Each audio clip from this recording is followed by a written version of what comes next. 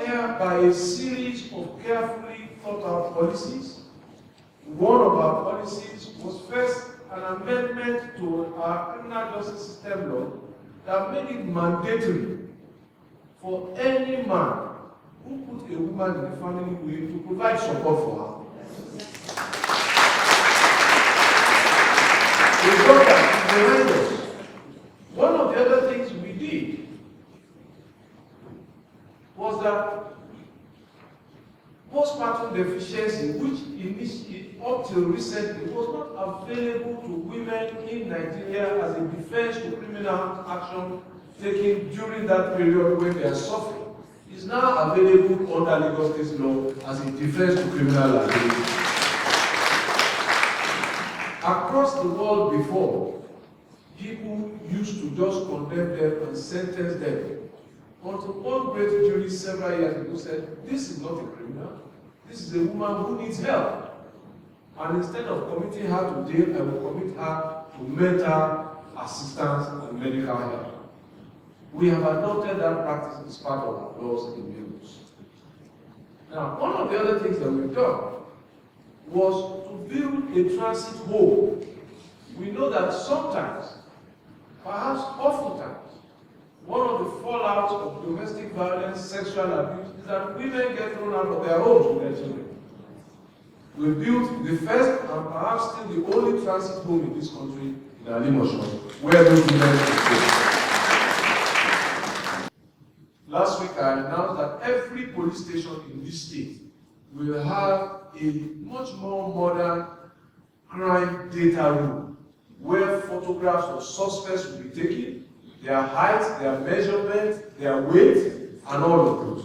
We put in all of the suspects within the and very soon we will start deployment so that the system is able to respond.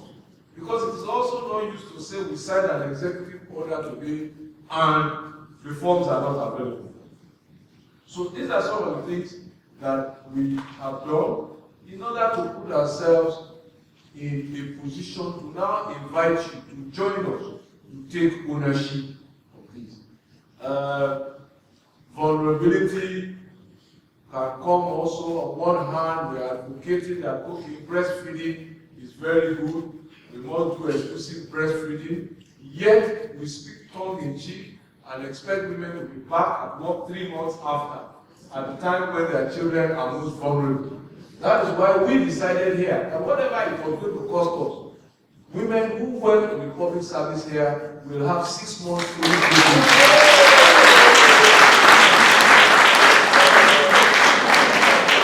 Now we implemented that in Lagos, in the public service.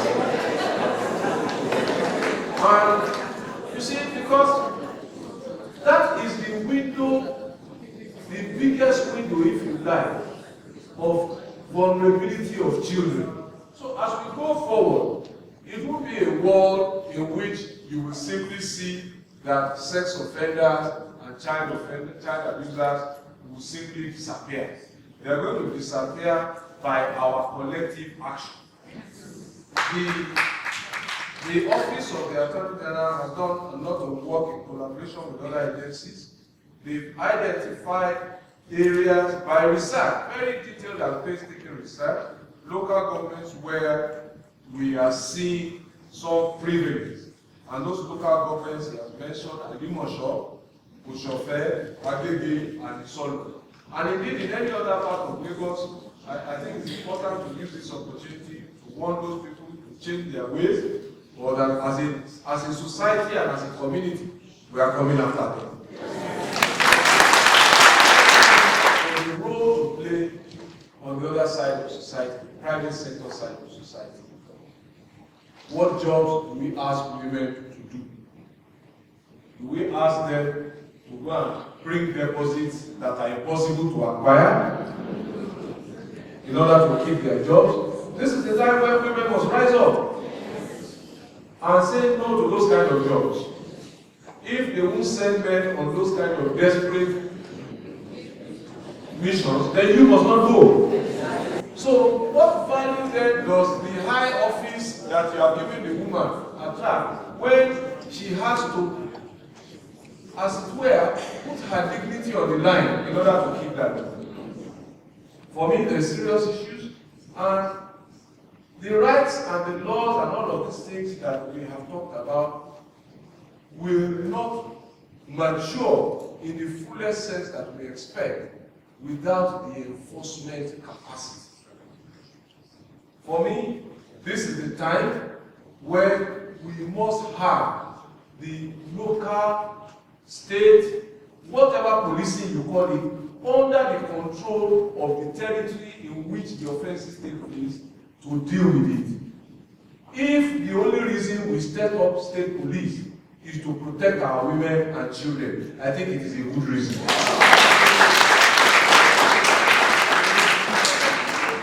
Women, from my experience, are the most loyal voters. Use your votes now to get what you want. Use your votes across this country.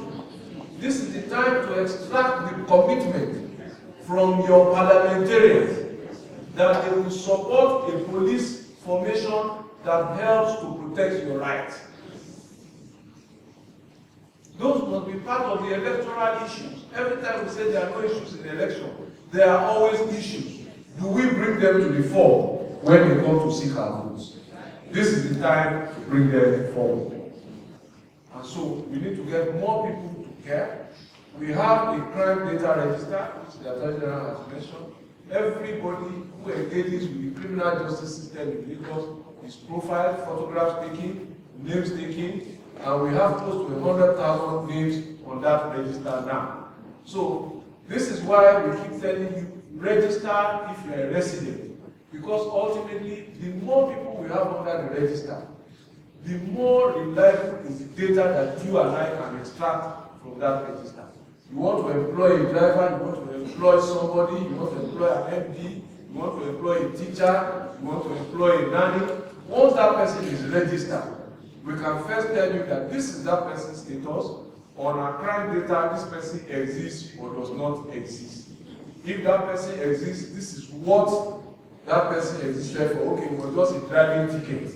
It's not a sex or child abuse type. But if we don't populate that data, we open the register. So go to LASMA, go and register. It's in your own interest to do so.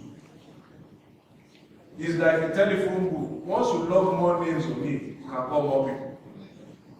So, without any further ado, I will sign the executive order that gives effect now. But more importantly, it will make the reporting of sex offenses, child abuse offenses, mandatory. So whether you settle by family or by consensus, it must be reported. Thank you.